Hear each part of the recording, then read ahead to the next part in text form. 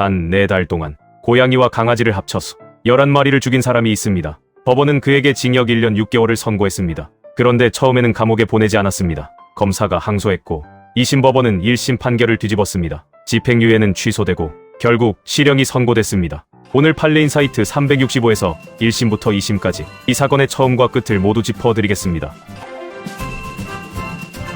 오늘 소개해드릴 판결은 2개입니다. 첫 번째는 1심 의정부지방법원 고양지원이 선고한 동물보호법 위반 사건입니다. 두 번째는 2심 의정부지방법원 제3형사부가 선고한 항소심 판결입니다. 1심과 2심 똑같은 형량인데 왜 결론이 달라졌을까요? 그리고 2심 법원이 실형을 선고하면서 밝힌 결정적인 이유는 무엇이었을까요? 재판의 핵심은 양형량刑, 즉 이 사람에게 얼마나 무거운 벌을 내릴 것인가의 문제였습니다. 2023년 10월의 어느 저녁 경기도 파주의 한 아파트 A씨는 여자친구와 심하게 다퉜습니다. 그 분노를 며칠 전 직접 입양해온 생후 4개월짜리 새끼 고양이에게 쏟아냈습니다. 이후 A씨는 동물 입양과 임시보호 경로를 통해 계속해서 새 동물을 데려왔습니다. 11월에도, 12월에도, 1월에도, 2월에도 이유는 매번 달랐습니다. 여자친구와 싸워서, 드라이어 소리가 시끄러워서, 발톱으로 손을 핥히어서 다가오자 하악질을 해서, 심지어 아무런 이유도 없이 불과 약 4달 사이에 고양이 6마리, 강아지 5마리, 총 11마리가 목숨을 잃었습니다. 마지막 11번째 피해 동물은 특히 안타깝습니다. 유기견이었던 이 강아지는 A씨가 스스로 임시보호를 하겠다고 자원에 당일 인계받은 동물이었습니다. 그리고 그날 저녁 손가락을 물었다는 이유로 목을 졸랐습니다. 동물들을 믿고 맡겼던 분양자들, 임시보호를 부탁했던 분들은 모두 나중에 이 사실을 알게 됐습니다. 동물학대란 잔인한 방법으로 동물을 죽이거나 죽음에 이르게 하는 행위를 금지합니다. 이를 위반하면 3년 이하의 징역 또는 3천만 원 이하의 벌금에 처해집니다. 한마디로 동물을 고통스럽고 잔혹한 방식으로 죽이는 것은 엄연한 형사 범죄입니다. 경합범이란 A씨는 총 11번의 범행을 저질렀고 각각은 별개의 범죄로 취급됩니다. 이처럼 여러 죄가 함께 재판받는 경우를 경합범이라 합니다. 가장 무거운 죄를 기준으로 나머지 범행을 반영해 최종 형량을 정하는 방식입니다. 집행유예란 3년 이하의 징역을 선고할 때 법원은 일정 기간 그 집행을 미룰 수 있습니다. 그 기간 안에 새로운 범죄를 저지르지 않으면 형이 면제됩니다. 징역 1년 6개월 집행유예 3년이란 지금 당장 감옥에 가지는 않지만 3년 안에 또 죄를 지으면 그때는 바로 수감된다는 뜻입니다. 파기란 항소심 법원이 1심 판결에 잘못이 있다고 판단하면 원심 판결을 파기한다고 선언하고 스스로 새로운 판결을 내립니다. 이 사건에서 2심은 1심 판결을 파기하고 직접 새로운 형을 선고했습니다. 양형부당이란 즉 사실관계나 법률 해석은 맞지만 선고된 형량이 너무 가볍거나 무겁다는 주장입니다. 이 사건에서 검사는 집행유예가 너무 가볍다며 양형부당을 이유로 항소했습니다. 1심 법원은 A씨의 11건 범행 모두를 동물보호법 위반으로 유죄 인정하고 징역 1년 6개월에 집행유예 3년, 보호관찰과 사회봉사 480시간을 선고했습니다.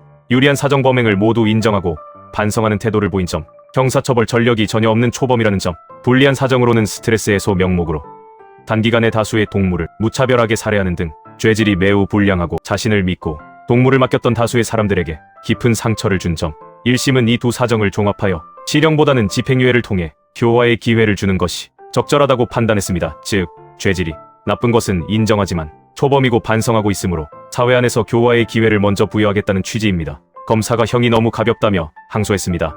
유죄인 것은 맞는데 그 벌의 무게가 잘못됐다는 다툼입니다. 양형이 부당하다는 이유로 사건은 1심 판결의 파기를 구하며 2심으로 넘어갑니다. 2심은 검사의 주장을 받아들여 1심 판결을 파기하고 징역 1년 6개월 실형을 선고했습니다. 형량 자체는 1심과 같습니다. 그런데 집행유예가 사라졌습니다. 이것이 핵심입니다. 첫째, 계획적이고 반복적인 범행이었습니다.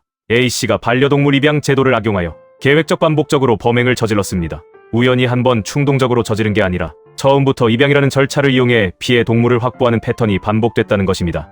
둘째, 범행 수법과 사체 처리 방법이 매우 잔혹했습니다. 판결문은 피고인에게서 생명에 대한 존중의식은 찾아보기 어렵다고 명시했습니다. 셋째, 수사를 받는 중에도 또 다른 고양이를 인계받았습니다. 2심 법원은 이를 진정으로 잘못을 뉘우치는 모습을 보이지 않은 것으로 판단했습니다. 넷째, 피해자들의 용서를 받지 못했고 엄벌 탄원이 있었습니다. 피해 동물을 분양해준 분들은 사실을 알고 상당한 정신적 고통을 입었으며 2심까지 진행되는 동안에도 A씨는 이들의 용서를 받지 못했습니다. 다섯째, 사회적 유대관계가 미약해 교화가 어렵다고 봤습니다. 2심 법원은 피고인의 사회적 유대관계가 미약하여 집행유예 상태에서 교정선도의 기회를 얻기 어렵다고 판단했습니다. 생명에 대한 소중함을 일깨워 주기 위해서라도 실제 수감이 불가피하다고 명시했습니다. 1심은 반성하고 있고 전과도 없다는 점에 무게를 뒀습니다. 지금 당장 가두는 것보다 사회 안에서 교화의 기회를 주는 게 낫다고 본 것입니다. 반면 2심은 달리 봤습니다. 범행이 우연이나 충동이 아니었습니다. 입양 제도를 이용해 반복적으로 동물을 확보하고 계획적으로 범행을 저질렀습니다. 수사를 받는 중에도 또 고양이를 인계받았습니다. 피해자들의 용서도 없었고 사회적 연결도 미약했습니다. 2심은 이렇게 판단했습니다. 초범이고 반성한다는 것은 인정한다 하지만 그것만으로는 부족하다. 이 사람에게는 실제로 수감되는 것 말고는 교화의 방법이 없다고. 첫째, 동물학대. 실질적인 실형이 선고됐습니다. 동물보호법에 근거한 처벌이 이제는 형식에 그치지 않는다는 것을 이 사건이 보여줍니다. 둘째, 수사 중 재범은 결정적인 분리 요소입니다. 반성하는 척하면서 같은 행동을 반복했다는 것이 법원의 판단을 완전히 바꿔버렸습니다. 셋째, 반려동물 입양 제도의 허점이 다시 한번 드러났습니다. A씨는 4달 동안 여러 경로로 계속해서 새 동물을 데려올 수 있었습니다.